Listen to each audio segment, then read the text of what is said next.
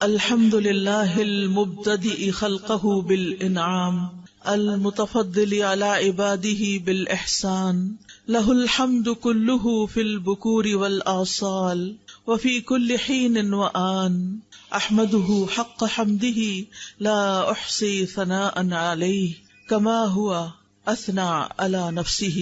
ہر قسم کی تعریف اللہ کے لیے ہے جو اپنی مخلوق پر پہل کرتے ہوئے انعام فرماتا ہے اور احسان کے ساتھ اپنے بندوں پر فضل فرماتا ہے۔ اسی کے لیے ہر قسم کی حمد ہے، صبح اور شام اور ہر وقت اور ہر لمحے میں اس کی ایسی حمد بیان کرتی ہوں کہ جس سے حمد کا حق ادا ہو، اور میں اس تعریف کو شمار کرنے کی طاقت نہیں پاتی۔ اس کی وہی شان ہے جیسا کہ اس نے خود اپنی تعریف کی ہے۔ ہم انسان تو اس کی تعریف کرنے سے عاجز ہیں، ہم اس کو پہچاننے کا بھی پورا حق ادا نہیں کرتے، تو تعریف کا حق کیسے ادا کر سکتے ہیں؟ تو ہم اللہ سبحانہ تعالیٰ سے دعا کرتے ہیں کہ وہ ہمیں توفیق دے کہ ہم اس کو جانیں، اس کو پہچانیں، اس پر ایسا ایمان لائیں جیسا ایمان لانے کا حق ہے، اور اس کی بات کو اور اس کی ذات کو ایسی اہمیت دیں جیسی اہمیت دینے کا وہ حقدار ہے۔ میری دعا ہے کہ اللہ سبحانہ تعالیٰ ہماری زندگیوں میں سب سے اہم ہمارے رب کی ذات کو کر دے، ہمارے دلوں میں سب سے زیادہ محبت اسی کی ہو، ہمارے دلوں میں سب سے زیادہ اسی کی ملاقات کا شوق ہو، ہم اس کی رحمتوں کو محسوس کریں، ہم کبھی اس سے مایوس نہ ہوں۔ اللہ سبحانہ تعالیٰ ہمیں آج کی اس مجلس سے بھرپور فائدہ اٹھانے کی توفیق عطا فرمائے۔ اللہ سبحانہ تعالیٰ ہمارا خالق ہے، وہی ہمارا مالک ہے، وہی ہمارا رازق ہے، اور وہی ہماری حفاظت فرمانے والا ہے۔ ہم تو اپنی حفاظت بھی خود نہیں کر سکتے۔ ماں کے پیٹ میں ہماری حفاظت کس نے کی؟ اللہ رب العزت نے۔ پیدائش کے وقت کتنے تنگ راستے سے نکالا، کس نے ہمیں زندہ سلامت باقی رکھا؟ اللہ نے۔ بچپن میں ماں ضرور خیال رکھتی ہے، لیکن اصل میں پالنے والا تو ہمارا رب ہی ہے، جس نے ہمارے لیے غذا کا اہتمام کیا، جس نے ہمیں کھانا پینا سکھایا، جس نے ہمیں بولنا سکھایا۔ الرحمن علم القرآن خلق الانسان علمہ البیان۔ اللہ نے انسان کو پیدا کیا اور اسی نے بولنا سکھایا۔ ہمارے اندر تو کوئی طاقت نہیں، ہم تو نہیں جانتے تھے نہ حروف کو نہ الفاظ کو، اسی نے ہمیں کان دیے، اسی نے ہمیں سنوایا، اسی نے ہمیں بلوایا، اسی نے ہمیں دکھایا، اسی نے ہمیں آنکھ اور کان اور دل دماغ اور سارے اعضاء دیے، جن کو ہم افسوس کے ساتھ یہ کہ اس کی فرما برداری کی بجائے اس کی نافرمانی میں استعمال کرنے لگتے ہیں۔ جن چیزوں کو دیکھنے سے وہ منع کرتا ہے ہم وہی دیکھنے لگتے ہیں، جن چیزوں کو سننے سے وہ منع کرتا ہے ہم وہی سننا شروع کر دیتے ہیں۔ لیکن اس کے باوجود وہ ہم پر اپنی رحمت فرماتا ہے، اور جو کچھ اس نے ہمیں دے رکھا ہے اس کو دیے رکھتا ہے، چاہے ہم اس کی مرضی کے مطابق استعمال کریں یا اس کی مرضی کے خلاف استعمال کریں۔ اللہ سبحانہ تعالیٰ سب کی حفاظت کرتا ہے، لیکن اپنے مقرب بندوں کی، اپنے پیارے بندوں کی خاص حفاظت کرتا ہے۔ اللہ سبحانہ تعالیٰ ہمیں اپنے خاص بندوں میں شامل کر لے۔ اللہ سبحانہ تعالیٰ ہمیں قرآن والوں میں شامل کر لے۔ اللہ سبحانہ تعالیٰ ہمیں السابقون الاولون میں شامل کر لے، جو نیکیوں کی طرف سب سے پہلے رغبت کرتے ہیں، جو نیکیوں کے کاموں میں جلدی کرتے ہیں۔ یسارعون فی الخیرات رغبا ورہبا۔ یہ پیغمبروں کی خصوصیت اللہ تعالیٰ نے بتائی ہے کہ وہ نیکیوں میں، خیر کے کاموں میں بہت جلدی کرتے تھے، کبھی رغبت سے، کبھی رہبت سے، کبھی امید کے ساتھ، کبھی خوف کے ساتھ۔ اللہ سبحانہ تعالیٰ صرف ہماری حفاظت نہیں کرتا، بلکہ وہ تو زمین و آسمان کی حفاظت کر رہا ہے۔ وہ تو بل کے اندر ایک چیونٹی کی بھی حفاظت کرتا ہے، اس کو بھی خوراک دیتا ہے۔ وہ تو اس بڑے آسمان کی جو ہمارے اوپر چھایا ہوا ہے ایک چھت کی طرح بغیر ستونوں کے، اس کی بھی حفاظت کرتا ہے کہ وہ ہمارے اوپر ٹوٹ کے گر نہ پڑے۔ اللہ سبحانہ تعالیٰ ان تمام چیزوں کی اپنی رحمت اور خاص رحمت کے ساتھ حفاظت فرما رہا ہے۔ وَيُمْسِكُ السَّمَاءَ أَن تَقَعَ عَلَى الْأَرْضِ إِلَّا بِإِذْنِهِ إِنَّ اللَّهَ بِالنَّاسِ لَرَءُوفٌ رَحِيمٌ۔ اور وہ آسمان کو یوں تھامے ہوئے ہے کہ وہ اس کے اذن کے بغیر زمین پہ گر نہیں سکتا۔ بلا شبہ اللہ بندوں پر بڑا ہی شفقت کرنے والا، بڑا ہی مہربان ہے، اور یہ حفاظت اس کے لیے کچھ مشکل کام بھی نہیں، اس پر کچھ بوجھ بھی نہیں۔ اللہ سبحانہ تعالی پوری کائنات کی حفاظت فرما رہا ہے. وہ ستاروں اور سیاروں کو بھی ہم پہ گرنے نہیں دیتا. سورج، چاند، ستارے ہمارے اوپر سے گزر جاتے ہیں. اللہ سبحانہ تعالیٰ نے ان کو ایسے نظام میں باندھ کے رکھا ہوا ہے کہ ان میں سے کوئی بھی سرتابی کر کے ٹوٹ کے نیچے نہیں آتا. اور جو ستارے اس کے حکم سے ٹوٹتے بھی ہیں، فضا میں گرتے بھی ہیں، وہ الحمدللہ ہمارے اوپر ان کی بارش نہیں برستی کہ ہم رات سوئے پڑے ہوں اور اوپر سے کوئی ایسی چیز آ کے گرے کہ صبح اٹھ ہی نہ سکیں. کس طرح اللہ تعالیٰ جاگتے میں بھی اور سوتے میں بھی ہماری حفاظت کرتا ہے. پھر اللہ سبحانہ تعالیٰ اپنے مومن بندوں کی شیطان سے بھی حفاظت فرماتا ہے. شیطان جو ہمارا ازلی ابدی دشمن ہے، کس طرح اللہ سبحانہ تعالیٰ نے ہمیں اس سے بچا کے رکھا ہوا ہے. وہ ہمیں اللہ سے دور لے جانا چاہتا ہے اور ہم اللہ کی باتیں سننے کے لیے اس کو چھوڑ کر شوق در شوق ایسی محفلوں میں آ کے بیٹھ جاتے ہیں اور اپنی زندگیوں کو اس کی راہ میں وقف کرتے ہیں، اس کا دین سیکھتے ہیں. یہ اس کی مدد اور اس کی رحمت کے بغیر ہو ہی نہیں سکتا. لہٰذا اللہ اپنے خاص بندوں کو شیطان سے بچا کر ان کے دلوں میں ایمان پیدا کر دیتا ہے اور ایمان کی محبت پیدا کر دیتا ہے، ایمان کو ان کے دلوں میں سجا دیتا ہے. وَلَٰكِنْ حَبَّبَ إِلَيْكُمُ الْإِيمَانَ وَزَيَّنَهُ فِي قُلُوبِكُمْ. اللہ نے ایمان کو تمہارے دلوں میں محبوب بنا دیا اور اس نے ایمان کو تمہارے دلوں میں سجا دیا. شیطان تو کبھی یہ کام نہ کرنے دیتا. اگر اللہ سبحانہ تعالیٰ کی خاص رحمت نہ ہوتی، پھر اللہ سبحانہ تعالیٰ جہاں ہماری دنیا کی مصلحتوں کی حفاظت کرتا ہے، اللہ سبحانہ تعالیٰ ہمارے دین اور ایمان کی حفاظت بھی فرماتا ہے. گمراہ کرنے والی خواہشات اور گمراہ کرنے والے شبہات اور شکوک سے بھی اور شیطان کے وسوسوں سے بھی ہمیں بچاتا ہے. اللہ سبحانہ تعالیٰ کا خاص شکر ہے کہ اس نے ہماری عقل کی حفاظت کی ہے کہ ہم بات سمجھ پاتے ہیں. اس نے ہمارے صحت کی حفاظت کی ہے کہ ہم اپنے کام چل پھر کے کر سکتے ہیں. اس نے ہماری قوتوں کی حفاظت کی ہے کہ ہم دیکھ سکتے ہیں، سن سکتے ہیں، بول سکتے ہیں، ہم بہت سے کام کر سکتے ہیں، چیزیں اٹھا سکتے ہیں، رکھ سکتے ہیں. اور اس میں آپ دیکھیے کہ خاص طور پر اللہ کے جو خاص بندے ہوتے ہیں جو اپنے اعضاء کو اللہ سبحانہ تعالیٰ کی رضا کے کاموں میں لگاتے ہیں، ان کی کس طرح اللہ تعالیٰ مدد فرماتے ہیں. ابو طیب الطبری کے بارے میں آتا ہے کہ وہ 100 سال کی عمر سے بھی زیادہ آگے بڑھ گئے تھے، لیکن وہ اپنی عقل اور قوت سے فائدہ اٹھا سکتے تھے، یعنی ان کی عقل برقرار تھی. عام طور پر تو یہ ہوتا ہے نا، جو لوگ بوڑھے ہونے لگتے ہیں ان کا حافظہ کمزور ہو جاتا ہے، وہ بھولنے لگتے ہیں اور بعض اوقات وہ بالکل بیکار ہو جاتے ہیں. انہوں نے کشتی سے زمین پہ چھلانگ لگا دی تو اس پر سب نے کہا کہ یہ آپ نے کیا کیا ہے، اس عمر میں چھلانگیں تو نہیں لگاتے.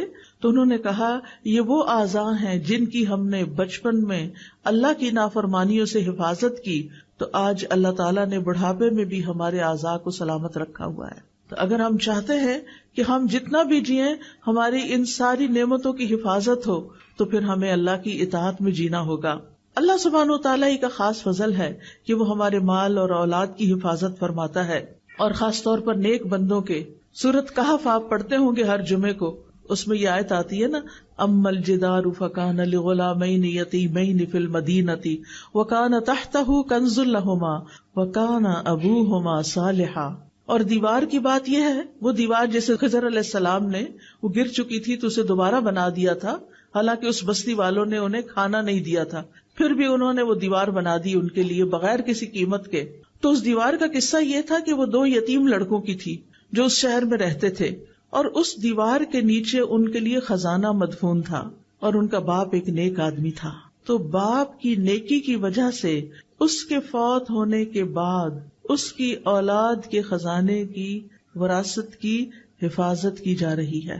لیکن آج ہم دیکھتے ہیں کہ جب مال حرام سے کمایا جاتا ہے اور حرام جگہوں پہ خرچ کیا جاتا ہے اور اولاد کو بھی حلال حرام کی تمیز نہیں سکھائی جاتی، تو پھر آپ نے دیکھا ہوگا، سنا تو ہوگا کہ کس طرح اولاد باپ کے مرنے کے بعد اپنے ہی باپ کی چھوڑی ہوئی وراثت پر لڑ لڑ کے مرتی ہے، اور کیسے کیسے جھگڑتی ہے، اور کیسے کیسے وہ آپس میں پھر ایک دوسرے کے گلے کاٹتے، اور بعض اوقات قتل و غارت تک نوبت آ جاتی ہے. لیکن اگر انسان اپنی زندگی کو اللہ کی اطاعت میں گزارتا ہے تو اس سے نہ صرف یہ کہ زندگی میں فائدہ ہوتا ہے، بلکہ مرنے کے بعد بھی اللہ تعالیٰ غائبانہ طریقے سے اولاد کی بھی حفاظت کرتا ہے اور مال کی بھی حفاظت کرتا ہے، اور اس کام کی بھی حفاظت کرتا ہے جو آپ اپنی زندگی میں کرتے ہیں.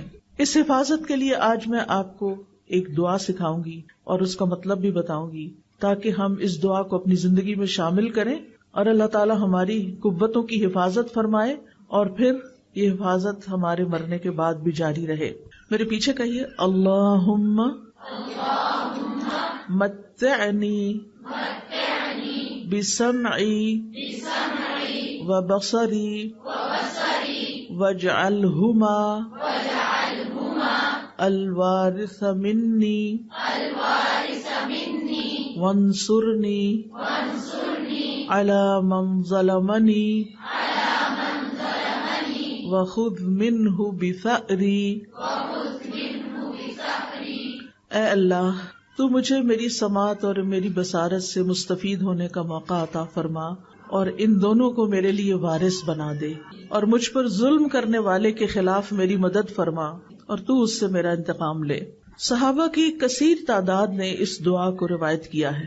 یہ حدیث ابو ہریرہ رضی اللہ عنہ، جابر بن عبداللہ رضی اللہ عنہ، علی بن ابی طالب رضی اللہ عنہ، عائشہ رضی اللہ تعالی عنہ، سعد بن زرارہ رضی اللہ عنہ، انس بن مالک رضی اللہ عنہ اور دوسرے صحابہ نے اس دعا کو روایت کیا ہے کہ رسول اللہ صلی اللہ علیہ وسلم اپنے رب سے یہ دعا کیا کرتے تھے۔ تو صحابہ بھی اس دعا کو پڑھتے تھے اور ہمیں بھی دعا پڑھنی چاہیے۔ دعا کا مطلب کیا ہے؟ اللہم متعنی بسمعی و بصری۔ یہاں لفظ متع استعمال ہوا ہے۔ سم تو کان کو کہتے ہیں، بصر آنکھ کو کہتے ہیں۔ اللہم کا مطلب یا اللہ۔ تو نیا لفظ کیا ہے؟ متع۔ متع، متع یمتع تمتیع، متاع سے ہے۔ متاع کس کو کہتے ہیں؟ فائدے کی چیز، ٹھیک ہے نا؟ تو مطلب ہے اللہ ہمیں اپنی آنکھوں اور اپنی کانوں سے فائدہ اٹھانے کی توفیق دے، ان دونوں سے ہم لطف اندوز ہوں، حرام طریقے سے نہیں، حلال طریقے سے۔ یعنی اے اللہ مجھے ان دونوں سے ایسے فائدہ پہنچا کہ ان کو باقی رکھ، یعنی جب تک میں زندہ ہوں میرے یہ اعضاء کام کرتے رہیں، یعنی میری نظر نہ جائے، میری سننے کی طاقت نہ جائے، یہ دونوں صحت مند ہوں، مفید ہوں، یہاں تک کہ میری عمر پوری ہو جائے اور میں اپنے ان دونوں اعضاء کے ساتھ فائدہ اٹھاتا رہوں۔ آپ دیکھیں، علم حاصل کرنے کے لیے آنکھیں اور کان دونوں ہی ضروری ہیں۔ یہ دونوں دل کے دروازے ہیں۔ ہم آنکھوں سے دیکھتے ہیں، پڑھتے ہیں اور دل میں اتارتے ہیں، یا پھر کانوں سے سنتے ہیں اور دل میں اتارتے ہیں۔ دل میں علم جمع نہیں ہو سکتا جب تک کہ ہم اپنی آنکھوں اور کانوں کو استعمال نہ کریں۔ تو اے اللہ ان دونوں کو میرے لیے سلامت رکھ اور تندرست رکھ، کیونکہ بعض اوقات آنکھیں خراب ہو جاتی ہیں، بعض اوقات کانوں میں درد شروع ہو جاتی ہے، کان بند ہو جاتے ہیں، تو ان کی صحت اور سلامتی کی دعا ہے یہ۔ جسم میں باقی اعضاء بھی بڑے کام کے ہیں، لیکن یہ بہت ہی اہم ہے کہ یہ دونوں صحیح کام کرتے رہیں، ہر طرح کی بیماریوں سے محفوظ رہیں، تاکہ ہم ان کو اللہ کی رضا میں، اللہ کی اطاعت کے کاموں میں استعمال کریں۔ اور پھر وَاجْعَلْهُمَا الْوَارِثَ مِنِّي، کہ اللہ ان دونوں کو میرا وارث بنا دینا۔ وہ کیسے؟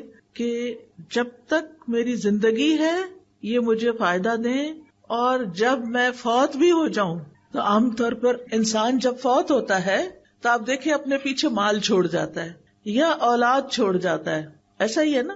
ایک تیسری چیز بھی چھوڑ کے جاتا ہے۔ وہ کون سی چیز ہے؟ علم، علم کی وراثت، ٹھیک ہے نا؟ کیا کیا چھوڑ کے جاتے ہیں ہم؟ مال، اولاد، علم۔ کچھ لوگوں کے پاس مال کوئی نہیں ہوتا، وہ کچھ بھی نہیں چھوڑتے، زندگی میں اتنا نہیں ہوتا کہ اپنی ضرورت پوری کر سکیں۔ کچھ لوگوں کی اولاد ہی نہیں ہوتی، لیکن ایک چیز سب کے پاس ہوتی، اور وہ کیا ہے؟ علم۔ اب بہت سے لوگ مال کمانے کے پیچھے تو دن رات لگے رہتے ہیں، لیکن علم حاصل کرنے کے پیچھے وقت نہیں دیتے۔ ایسا ہی ہے نا؟ وہ کہتے ہیں ہمارے پاس وقت نہیں ہے، حالانکہ وقت ہوتا ہے۔ اب یہ جو سفید سکارف میں لوگ بیٹھے ہوئے ہیں، یہ سارے طالب علم ہیں، یہ اپنی شناخت کے ساتھ آئے ہیں، اور باقی لوگوں میں سے بھی ہو سکتا ہے کچھ طالب علم ہوں، لیکن وہ مجھے نہیں معلوم کہ علم حاصل کر رہے ہیں یا نہیں، یا کر رہے ہیں تو کون سا علم حاصل کر رہے ہیں۔ اب آپ دیکھیے، زندگی میں آپ جو مال چھوڑیں گے وہ وارثوں کے کام آئے گا اور لوگ اس سے فائدہ اٹھائیں گے۔ کوئی گھر بنا کے چھوڑ گئے، اس میں کوئی حرج کی بات نہیں ہے، ضرورت کا اگر آپ اپنے وارثوں کے لیے چھوڑتے ہیں تو اچھی بات ہے، بجائے اس کے کہ آپ کے بچے لوگوں کے آگے ہاتھ پھیلائیں اور فقیر بن جائیں۔ دین نے منع نہیں کیا کہ آپ مال نہ چھوڑیں وراثت میں، لیکن صرف مال ہی چھوڑیں یہ ٹھیک نہیں۔ اسی طرح اولاد کو اگر آپ چھوڑتے ہیں اور آپ نے ان کی اسلامی تربیت نہیں کی، وہ آپ کے کسی فائدے کے نہیں آپ کے مرنے کے بعد، بلکہ اگر انہوں نے غلط کام کیے اور آپ کی غفلت کی وجہ سے کیے تو آپ کی پوچھ ہوگی، کیونکہ اللہ تعالیٰ کا حکم کیا ہے، یا ایھا الذین آمنوا قوا انفسکم واہلیکم نارا، اے لوگو جو ایمان لائے ہو اپنے آپ کو اور اپنے گھر والوں کو آگ سے بچاؤ۔ یعنی ان کو ایسی نصیحت، ایسی تعلیم، ایسی تاکید ضرور کریں کہ وہ ان کاموں کو نہ کریں جو آگ میں لے جانے والے ہیں۔ پھر آپ دیکھیے تیسری چیز جو آنکھوں اور کانوں سے حاصل ہوتی، اور وہ علم ہے۔ اگر وہ آپ نے حاصل کیا اور کسی کو سکھا گئے، کسی کو پڑھا گئے، کسی کو دے گئے، کوئی کتاب لکھی یا لوگوں کو ویسے تیار کیا، ان پر محنت کی، ان پر مال خرچ کیا کہ وہ پڑھ جائیں، کچھ بچوں کے لیے آپ نے جگہ بنا کے دی، کچھ کی فیس دی، کچھ کو کتابیں لے کر دی، اب یہ ساری چیزیں، یہ جو آپ کام کر رہے ہیں یہ صدقہ جاریہ کا کام ہے، اپنے ہی مال کا ایک حصہ جو اولاد کے علاوہ آپ نے نیکی کے کام کے لیے چھوڑا۔ اور زندگی میں آپ نے اپنے آنکھوں اور کانوں کو استعمال کر کے جتنا بھی دین کا علم حاصل کیا، قرآن کا علم حاصل کیا، پھر آگے آپ نے اس کو سکھایا، پڑھایا، لوگوں پر محنت کی، وہ آپ کی وارث بنے گی، وہ لوگ آپ کے وارث ہوں گے۔ اور سلسلہ شروع کہاں سے ہوا تھا؟ آنکھوں اور کانوں سے۔ تو اس دعا میں ہم کیا مانگتے ہیں کہ اللہ ان دونوں کو میرا وارث بنا دے۔ مرنے کے ساتھ ہی آنکھیں تو بند ہو جاتی ہیں، کان بھی نہیں سنتے، تو پھر کیسے وارث بنیں گے؟ وراثت تو مرنے کے بعد ہوتی ہے نا، زندگی میں تو وراثت نہیں ہوتی۔ وراثت تو وہ چیز ہوتی ہے کہ جو ہم مرنے کے بعد چھوڑ کے جاتے ہیں۔ تو اگر ہم نے دوسروں میں انویسٹ کیا، دوسروں میں اپنا علم انویسٹ کیا، اس کی مثال کیا ہے؟ مثلاً ایک چھوٹے سے بچے کو آپ نے سورت الفاتحہ سکھا دی جو اس کو پہلے نہیں آتی تھی، پھر آپ نے اس کو اس کا ترجمہ بھی بتا دیا، اس نے سورت بھی یاد کر لی، اس کا ترجمہ بھی یاد کر لیا۔ ایک حرف قرآن کا پڑھنے سے کتنی نیکیاں ملتی ہیں؟ 10۔ اور اگر آپ وہ کسی اور کو سکھا دیتے ہیں تو جتنی دفعہ وہ پڑھتا ہے اس کو بھی 10 مل رہی ہیں، 10 آپ کو بھی مل رہی ہیں۔ اب یہ بچہ 80 سال کی عمر تک زندہ رہتا ہے اور ہر روز دن میں 5 نمازوں کا پابند ہو گیا، کیونکہ آپ نے اس کو نماز کی پابندی بھی سکھا دی، کہ آپ نے 7 سال کی عمر میں اس کو یہ چیزیں سکھائیں، اس نے نماز شروع کر دی، وہ 80 سال تک نماز پڑھتا رہا، سمجھ کے پڑھتا رہا۔ وہ دن میں کم سے کم بھی اگر فرض پڑھے جائیں تو 17 فرض ہیں، 17 دفعہ اس نے ہر روز سورت فاتحہ پڑھی۔ ایک دفعہ سورت فاتحہ کے حرف گن کے دیکھیں کتنے سارے ہیں، وہ سارے حرف ان کو 10 سے ملٹی پلائی کریں کہ ایک دفعہ سورت فاتحہ وہ بچہ پڑھتا ہے تو آپ کو کتنی نیکیاں مل جاتی ہیں، اور دن میں 17 دفعہ، اور پھر وہ 80 سال پڑھتا رہا۔ آپ اپنی قبر میں سوئے ہوئے ہیں، وہ بچہ آپ کے علم کا وارث بنا ہوا ہے، وہ اس کو استعمال کر رہا ہے، آپ نے اس پر احسان کیا تھا، اب وہ احسان واپس آپ کی طرف آ رہا ہے۔ ان احسنتم احسنتم لانفسکم۔ آپ دیکھیے ہم سب مسلمان ہیں، ہم سب کو سورۃ فاتحہ تو آتی ہے نا، قل ھو اللہ احد تو آتی ہے نا۔ آپ دیکھیے کوئی گلی بازار ایسا نہیں مجھے دکھائی دیتا کہ جہاں بچے فارغ پھرتے نظر نہ آئیں، کوئی دکانوں پہ بےچارے غریب بیٹھے ہوئے ہیں، کوئی گلی بازاروں میں پھر رہے ہیں، ان کو کوئی پوچھنے والا نہیں، ان کی ماؤں کے پاس بھی علم نہیں، ان کے لیے کوئی مدرسہ نہیں، ان کے لیے کوئی گھر نہیں، ان کے لیے کوئی استاد نہیں، جبکہ اتنے مسلمانوں کو نماز تو آتی ہے نا۔ اگر اور کچھ نہیں آپ کر سکتے تو کچھ بچوں کو نماز ہی سکھا دیں اور نماز کا ترجمہ ہی سکھا دیں، کتنی بڑی وراثت چھوڑ کے جائیں گے آپ۔ اور اگر آپ ان کو ناظرہ قرآن پڑھا دیں اور پھر جب ناظرہ ختم کر لیں تو ساتھ ترجمہ، لفظی ترجمہ سکھا دیں۔ ضروری نہیں کہ ہر بندہ پورا عالم بنے، وہ پورا تفہیم دین کورس کرے، ہر ایک کے لیے پاسبل نہیں ہوتا، لیکن قرآن کی تلاوت تو سب نے کرنی ہوتی ہے نا روز، اللہ کا کلام ہے۔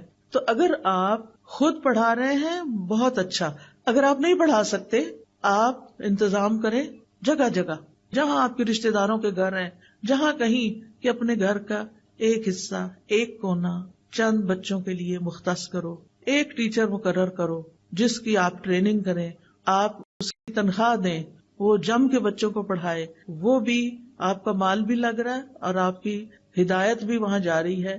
یہ بھی آپ کے وارث بن جائیں گے، کیونکہ آپ نے انتظام کیا، آپ نے محنت کی، آپ نے ان کو شوق دلایا، آپ نے مال خرچ کر کے ٹیچر مقرر کی. 1-2 گھنٹے کے لیے شام کے وقت میں جو بچے اسکولوں سے آ جاتے ہیں، اپنے بچوں کو بھی بٹھا لیں، گلی محلے ہمسائے کے بچوں کو بھی بلا کے بٹھا لیں، ایک ٹیچر کا انتظام کر دیں. آپ خود سوچئے کہ آپ نے کتنا بڑا نفع کمایا، کیا کچھ پا لیا. اور کرتے کرتے اگر ہم سب جتنے بھی لوگ اس حال میں ہیں، اگر سب یہ کام شروع کر دیں، میرا نہیں خیال کہ ہری پور کا کوئی ایک بچہ بھی جاہل رہ جائے گا. لیکن ہم نہ اپنا وقت دیتے ہیں، نہ اپنا مال لگاتے ہیں، اور نہ ہی اس طرف توجہ کرتے ہیں کہ یہ ہے خزانہ جو ہمیں ساتھ لے کے جانا ہے، یہ ہے وہ نعمت جو قبر میں ہمارے پیچھے ہمارے کام آئے گی. تو وَاجْعَلْهُمَ الْوَارِثَ مِنِّي، اللہ میرے ان دونوں حواس کو مرتے دم تک سلامت رکھنا کہ میں ان سے تیری کتاب پڑھتی رہوں، پڑھاتی رہوں. پھر اسی طرح وَانصُرْنِي عَلَىٰ مَن يَظْلِمُنِي، اور اے اللہ تو میری مدد فرما اس کے مقابلے میں جو مجھ پہ ناحق زیادتی کرے. کیونکہ بعض اوقات لوگ جن کے پاس تھوڑی سی بھی طاقت ہوتی ہے ہمیں کمزور سمجھ کر ہمارے اوپر ظلم کرتے ہیں. یہ مختلف طرح کے ظلم ہو سکتے ہیں. مختلف طرح کے کیا ظلم ہو سکتے ہیں کہ بعض لوگ آپ کو ایموشنلی بلیک میل کرتے ہیں اور آپ پہ ظلم کرتے ہیں، بعض آپ کا مال چھین لیتے ہیں، بعض آپ کی وراثت کا حصہ چھین لیتے ہیں، بعض لوگ آپ کے اوپر ناحق الزام لگاتے ہیں. آپ نے کوئی غلط کام کیا نہیں ہوتا اور وہ کیا کرتے ہیں، وہ آپ کے اوپر جھوٹے الزام لگا دیتے ہیں اور ہم کچھ بھی کر نہیں پاتے. ہم مظلوم، یا اللہ، پھر کس کو پکارتے ہیں؟ اللہ کو پکارتے ہیں، یا اللہ تو ہی ہے ہمارا، تو ہماری مدد فرما اور اس ظلم کے مقابلے میں تو میرا ساتھ دے. اس لیے یہ دعا بڑی ہی ضروری ہے. اور ظلم کی کئی قسمیں ہوتی ہیں، صرف مار دھاڑی ظلم نہیں ہوتا. کسی کو بلیک میل کرنا، کسی کے اوپر جھوٹے الزام لگانا، یہ ساری چیزیں ظلم میں آ جاتی ہیں.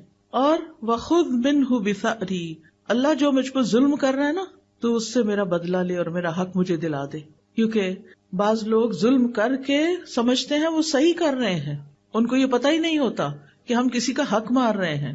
تو وہ اللہ سبحانہ وتعالیٰ سے آپ دعا کریں کہ وہ آپ کو آپ کا حق دلائے، اور اللہ سبحانہ وتعالیٰ دلا سکتا ہے. اور پھر آپ دیکھیے کہ بعض اوقات یہ بھی ہوتا ہے کہ صرف لوگ ظالم نہیں ہوتے، ہم بھی ظالم بن جاتے ہیں. کسی ایک نے ہمارے خلاف کوئی بات کی ہوتی ہے، ہم ان کے پورے خاندان کو رگیت دیتے ہیں. اب وہ ظالم تو ہے، لیکن جو مظلوم تھا وہ ظالم بن چکا اور دوسروں کے اوپر الزام تراشی کر رہا ہے، سب کو بیچ میں رگید رہا ہے، فلاں بھی ہے، فلاں بھی، فلاں بھی. اور بعض اوقات ہم سوچے سمجھے بغیر ایسی باتیں کر رہے ہوتے ہیں. تو اس میں ہمیں ضرور خیال رکھنا چاہیے کہ یا اللہ سارے لوگ نہیں، جس نے مجھ پہ جو اصل کلپریٹ ہے بس میں صرف اسی کے خلاف تیری مدد چاہتی ہوں، مجھے دوسرے لوگوں سے کوئی شکایت نہیں. کیونکہ بعض اوقات کسی کا بیٹا ہو سکتا ہے، کسی کا باپ ہو سکتا ہے، تو اگر بیٹا ظالم ہے تو باپ کا تو قصور نہیں، وہ تو روکتا ہے لیکن وہ ظلم سے باز نہیں آتا. کسی کی بیوی ہو سکتی. اب مثال کے طور پر آپ دیکھیں، ہمیں ہر طرح کے ظلم سے بچنے کی کوشش کرنی چاہیے. بعض اوقات کچھ مائیں اپنے بچوں پہ ظلم کر رہی ہوتی ہیں، بلا وجہ مار کے، بلا وجہ چیخ چلا کے، اور ہم سمجھتے ہیں یہ ہمارے بچے ہیں نا، ہم جو چاہیں کریں. نہیں، ہم جو چاہیں نہیں کر سکتے، اس کا بھی حساب لیا جائے گا. حدیث میں آتا ہے فَالْمَرْأَةُ رَاعِيَةٌ فِي بَيْتِ زَوْجِهَا وَمَسْئُولَةٌ عَنْهَا، عورت اپنے شوہر کے گھر میں نگران ہے اور اس سے اس کے بارے میں سوال کیا جائے گا، اس سے پوچھا جائے گا کہ اس نے یہ کام اپنی ذمہ داری کیسے ادا کی. تو اس لیے ہمیں اپنے بچوں کے ساتھ بھی ظلم نہیں کرنا.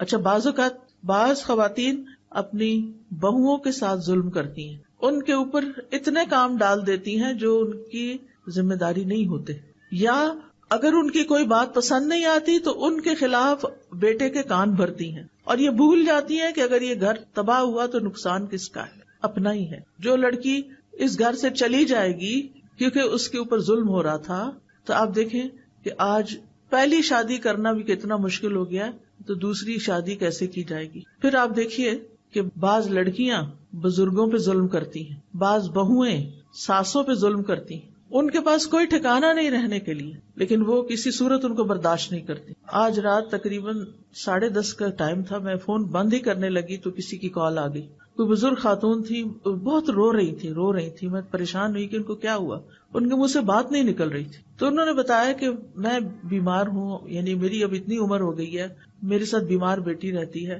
کوئی بیٹا ساتھ رہنے کو تیار نہیں، میں کدھر جاؤں. خیر میں نے ان کو تسلی دی، آپ اپنے گھر میں رہیں، آپ کو کہیں نہیں جانا، اللہ آپ کے ساتھ ہے، اللہ آپ کی مدد کرے گا. ٹھیک ہے، میں سمجھتی ہوں کہ بعض اوقات بزرگ چھوٹی چھوٹی باتوں میں ناراض ہو جاتے ہیں، انٹرفیئر کرتے ہیں، گھروں کا ماحول خراب ہوتا ہے، لیکن پھر بھی یہ تو کہیں نہیں نا کہ ان کو چھوڑ کے انسان کہیں اور چلا جائے، ان کو تنہا چھوڑ دے، اور وہ عمر کے اس حصے میں ہو کہ انہیں فائنینشیل سپورٹ نہ بھی چاہیے ہو تو مورل سپورٹ چاہیے ہوتی ہے.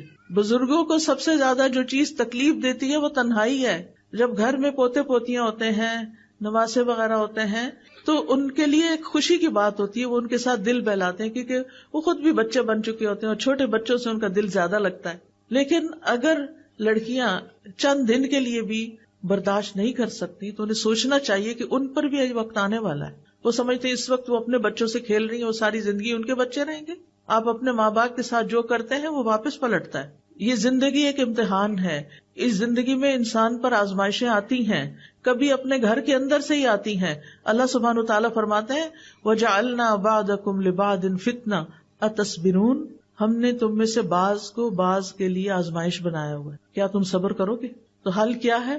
صبر و برداشت، ایک دوسرے کو برداشت کرنا، اپنے آپ کو مشغول کرنا، ان مسائل کا حل تلاش کرنا.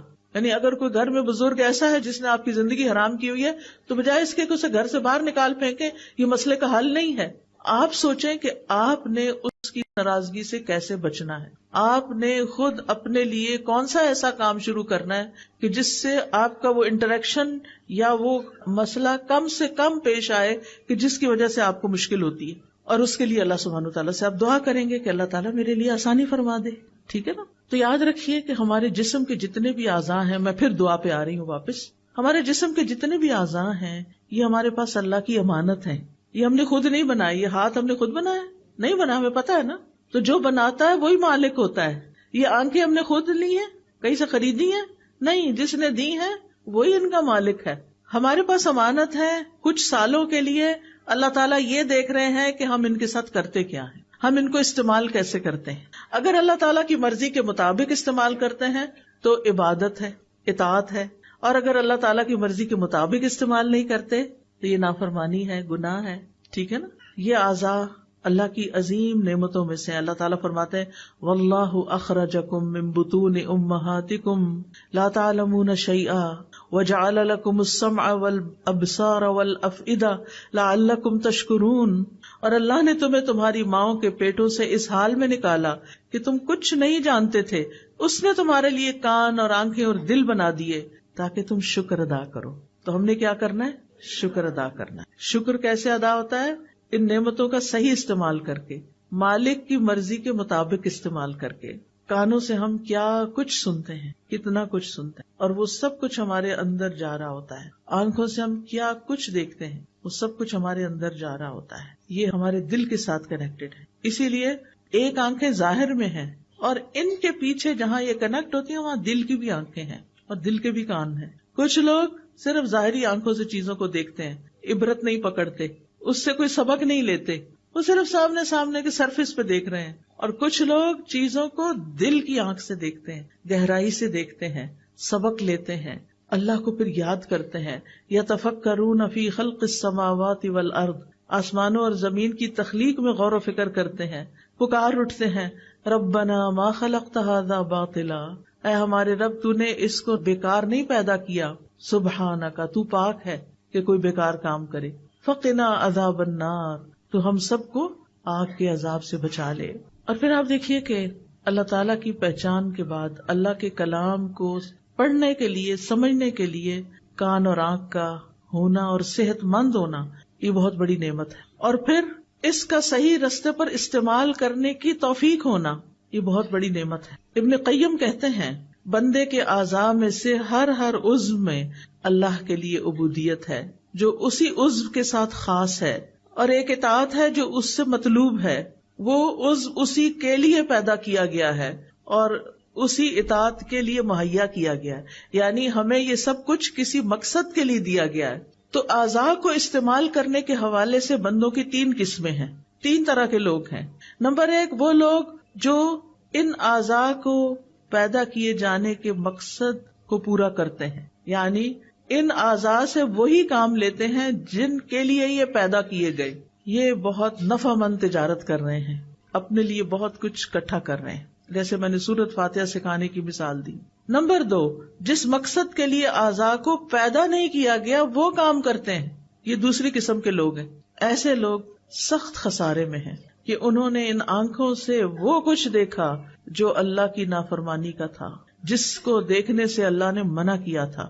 آج آپ دیکھیں کتنے ہی لوگ ہیں کہ موبائل فون کے فتنے کی وجہ سے ننگی فلمیں، گندی فلمیں، جھوٹی باتیں، فضول ڈرامے اور پتہ نہیں کیا کچھ دیکھتے رہتے ہیں۔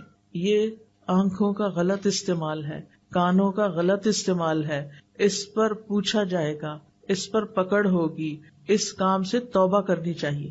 تیسرے وہ لوگ ہیں جو ان اعضاء کو بیکار چھوڑ دینے والے ہیں، کچھ نہیں کرتے، نہ کوئی اچھا کام نہ کوئی برا کام، بس سو کے وقت گزار دیتے ہیں، کھا پی کے بس وقت گزار دیتے ہیں، نہ غور و فکر کرتے ہیں، نہ کچھ پڑھتے ہیں، نہ کچھ سنتے ہیں، انہیں قرآن کی تلاوت کی توفیق نہیں، انہیں قرآن سننے کی توفیق نہیں، انہیں کہیں جا کر علم حاصل کرنے کی توفیق نہیں، کسی کو سکھانے کی توفیق نہیں۔ ایسے لوگ اپنا نقصان کر رہے ہیں۔ آج جو آپ لوگ یہاں میرے سامنے بیٹھے ہیں، میں بعض چہرے ایسے دیکھ رہی ہوں کہ جس میں ماشاءاللہ بالکل بزرگ خواتین ہیں، ان کو اللہ نے اس عمر میں شوق دے دیا کہ وہ قرآن پڑھیں اور سیکھیں اور سکھائیں، اور یہ بھی خوش قسمتی کی علامت ہے۔ علم حاصل کرنے کے لیے کوئی عمر کی قید نہیں، مرتے دم تک انسان کو سیکھتے رہنا چاہیے، اور اگر بھول بھی جاتا ہے، نہیں سمجھ آتا، آپ اس مجلس میں بیٹھے رہتے ہیں، کچھ تو حاصل ہوتا ہے نا، کیونکہ ایسی مجالس میں بیٹھنے والوں کی بھی بخشش کر دی جاتی۔ تو پہلی قسم کا جو شخص ہے اس کا ہر کام عبادت ہے،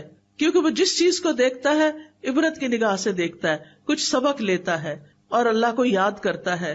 جو باتیں مثلاً وہ آرام سے بیٹھا ہوا ہے تو بھی غور و فکر کر رہا ہے، اس کے سامنے کوئی چھوٹا موٹا کیڑا مکوڑا نظر آ جاتا ہے تو وہ اس کی حرکت پر بھی غور کر کے اس کا دل ایمان سے بھر جاتا ہے، یا اللہ یہ تو نے یہ پیدا کیا، کیسے تو نے اس کی پلاننگ کی، کیسے تو نے اس کو زندگی دی، اس کو جینے کے لیے ہمیں تو یہ بھی نہیں پتا یہ کیا کھا کے جیتا ہے اور یہ کہاں سوتا ہے اور کہاں سے نکل آتا ہے۔ وہ ہر چیز کو دیکھ کر ایک سبق لے رہے ہوتے ہیں۔ اسی طرح وہ کھڑے ہوں تب، بیٹھے ہوں، کھا رہے ہوں، پی رہے ہوں، سو رہے ہوں، اپنے لباس پہن رہے ہوں، ہر حال میں وہ ایسے غور و فکر میں ہوتے ہیں کہ اللہ کو یاد کر رہے ہوتے ہیں، ان چیزوں سے سبق لے رہے ہوتے ہیں۔ ایسے لوگ ہر لمحہ عبادت میں ہوتے ہیں۔ دوسری قسم کے لوگ جو فضول چیزیں بولتے، سنتے، دیکھتے رہتے ہیں، ان کا ہر عمل ان کے خلاف جائے گا، ہر چیز میں ان کی پکڑ ہوگی، کیونکہ غلط چیز انسان دیکھ لیتا ہے نا تو وہی پھر خیالات بھی آتے ہیں، غلط چیزیں سن لیتا ہے۔ اب جو اگر میوزک کا اچانک بھی آپ نے کہیں گاڑی میں سفر کر رہے تھے انہوں نے لگا دیا، سن لیا، گھر آ کے وہی منہ سے نکلتا جاتا ہے۔ اور کچھ لوگ تو مرتے دم تک صرف پھر گانے ہی گا رہے ہوتے ہیں۔ وہ میں نے پڑھا تھا کہیں آرٹیکل، کسی ڈاکٹر کا تھا، اس کے سامنے کئی مریض فوت ہوئے، اس نے کہا کہ ہر ایک الگ الگ باتیں کر رہا ہوتا ہے، کم ہی لوگ ہیں جن کو کلمہ نصیب ہوتا ہے، باقی کوئی اگر تاجر ہے تو خرید و فروخت کی باتیں کر رہا ہے، اور اگر کوئی گانے بجانے کے شغل میں تھا تو وہ وہی گانے گا رہا ہوتا ہے۔ اس کو کہیں بھی کہ لا الہ الا اللہ پڑھو تو اس کو توفیق نہیں ہوتی۔ تو جو کام ہم زندگی میں کرتے رہتے ہیں نا، موت کے وقت بھی انہی کی فکر لگے گی، وہی کر رہے ہوں گے۔ فون پہ جو باتیں کر رہے ہوتے ہیں نا ہر وقت، یہ سن رہے ہوتے ہیں، یا جو میسجز کر رہے ہوتے ہیں، اور جن چیزوں میں ہماری دلچسپی زیادہ ہوتی ہے، سوتے جاگتے اٹھتے، کچھ لوگ تو رات کو بھی فون آف نہیں کرتے، رات کو بھی اٹھ کے دیکھتے رہتے ہیں کیا میسج آیا ہے۔ نتیجہ کیا ہوگا کہ جب زندگی کی آخر ہوگی نا، کچھ لوگ تو بیماری میں بھی میوزک سن رہے ہوتے ہیں، بزرگ لوگ ہیں زندگی کے آخری حصے میں آ گئے، صبح سویرے اٹھ کے ٹی وی لگا لیتے ہیں اور بیٹھ جاتے ہیں، ناشتہ بھی ٹی وی کے آگے ہو رہا ہے، کھانا بھی ٹی وی کے آگے، فضول چیزیں دیکھے جا رہے ہیں۔ اپنی زندگی ضائع کریں، بند کریں، ان چیزوں کو بند کریں، اللہ کی طرف رجوع کریں، توبہ کریں، ذکر کریں، کچھ علم حاصل کریں، کوئی اچھی باتیں سنیں، کوئی اچھی باتیں کسی کو سکھائیں، ہر وقت ٹی وی کے آگے نہیں بیٹھے رہیں۔ یہ چیزیں فتنہ بن گئی ہیں ہمارے لیے، اور ایسے لوگوں کا پھر ہر عمل ان کے خلاف قیامت کے دن حجت بنے گا۔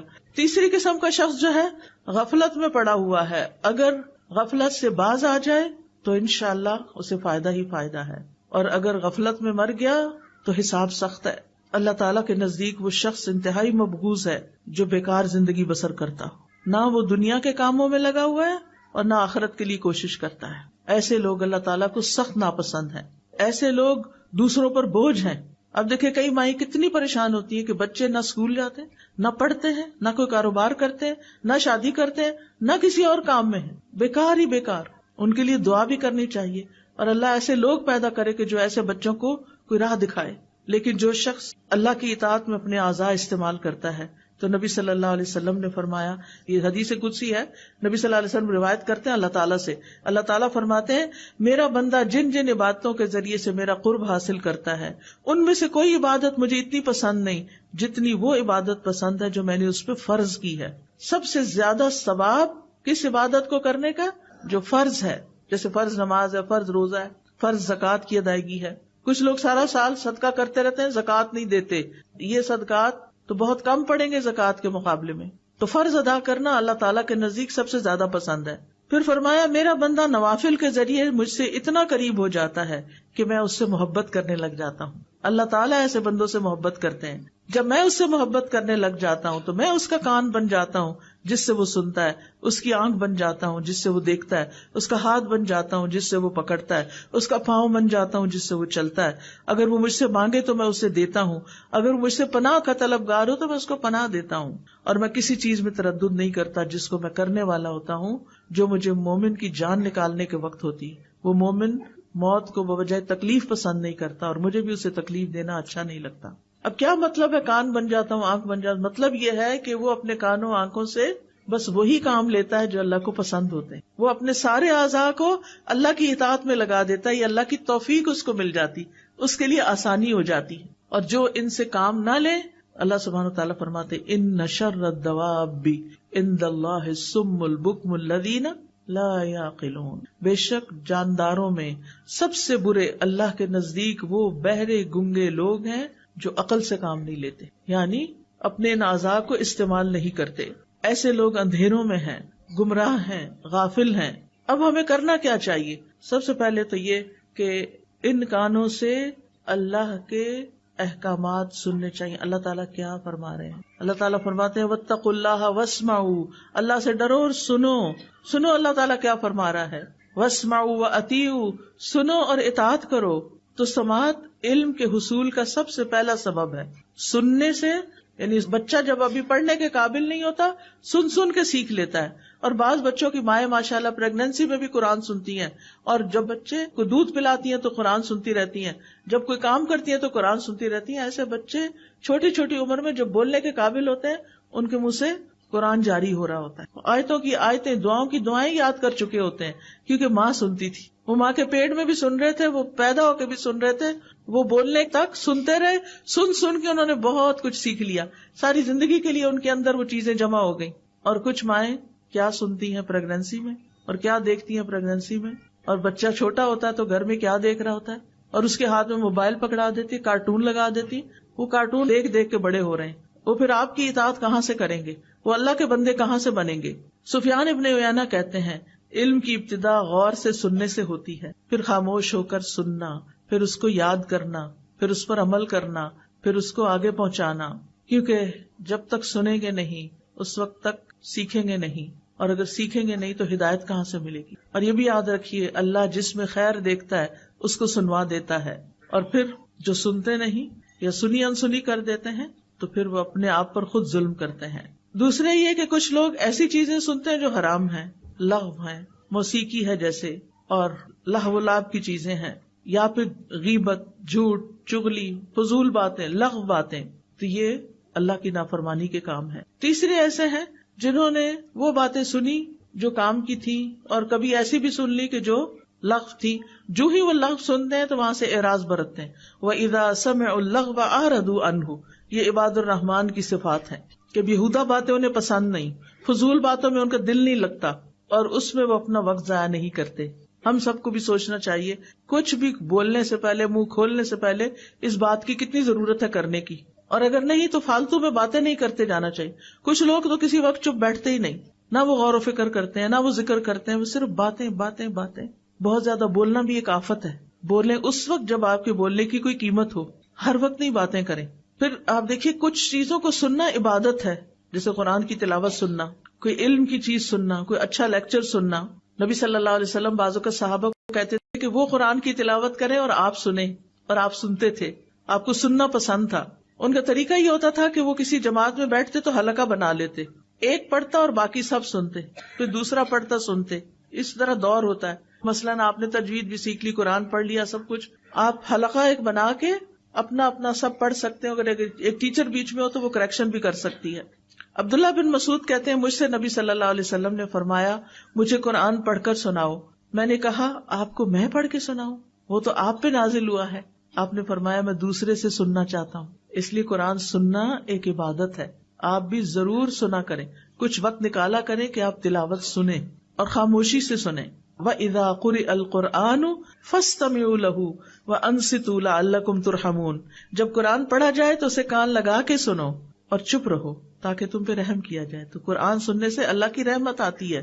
پھر کانوں سے وہ چیزیں نہ سنیں جو حرام ہیں، جیسے غیبت، چغلی. اگر کوئی کر رہا ہو تو اس کو روکیں. یعنی غیبت کرنے والا تو مجرم ہے ہی، سن کے ہاں میں ہاں ملانے والا بھی برابر کا شریک ہے. اس لیے اگر کوئی کر رہا ہو تو دلچسپی نہ لیں اور ادھر ادھر بات کو ختم کرنے کی کوشش کریں. پھر اسی طرح اگر کوئی دین کا مذاق اڑا رہا ہو اس مجلس سے اٹھ جائیں، وہاں نہ بیٹھیں. پھر اسی طرح تجسس نہ کریں، کان لگا کے دوسروں کی باتیں نہ سنیں. کانوں کے زنا سے بھی بچیں، اور کانوں کا زنا فحش باتیں سننا ہے. فحش گفتگو کرنے سے بچیں تاکہ آپ بولیں اور آپ کے کان سنیں، یہ بھی غلط ہے. پھر اسی طرح لغو باتیں نہ سنیں، جھوٹ نہ سنیں. اسی طرح آنکھوں کا صحیح استعمال کریں، کائنات میں غور و فکر کریں، عبرت حاصل کریں، اچھی کتابیں پڑھیں، قرآن کی تفاسیر پڑھیں، احادیث پڑھیں. ابن تیمیہ کہتے ہیں اللہ سبحانہ وتعالیٰ نے اپنی کتاب میں آنکھوں کو جھکا کر رکھنے کا حکم دیا ہے. اس کی 2 اقسام ہیں. پہلی، پردے کے لائق مقام کو دیکھنے سے نظر جھکانا، یعنی عورتوں کو نہیں دیکھنا چاہیے.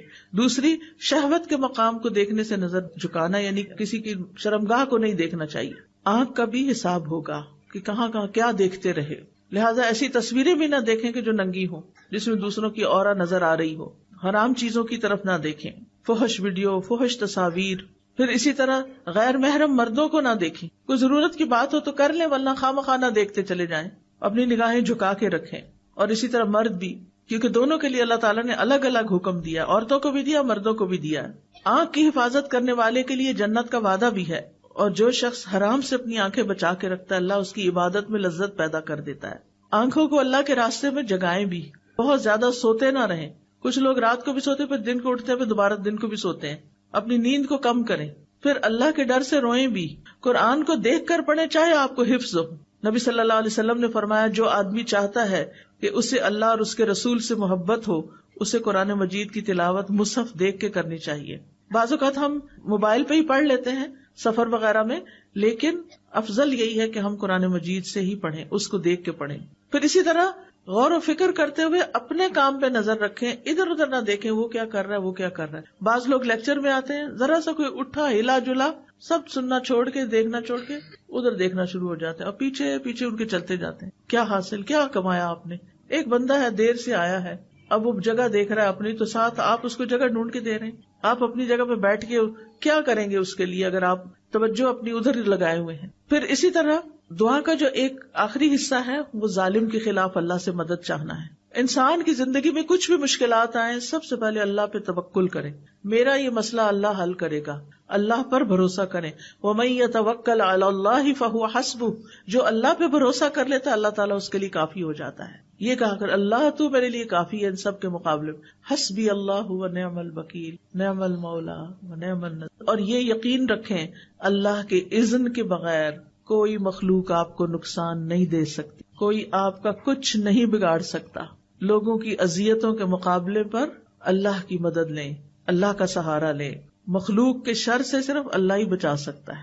یعقوب علیہ السلام اور ان کے محبوب لاڈلے بیٹے یوسف علیہ السلام کے درمیان ایک عرصے تک جدائی ہو گئی تھی، مشکل آئی تھی، آزمائش آئی تھی، لیکن انہوں نے کیا کہا تھا؟ فاللہ خیر حافظا وہو ارحم الراحمین. ان کو نہیں پتا تھا بیٹا کہاں ہے.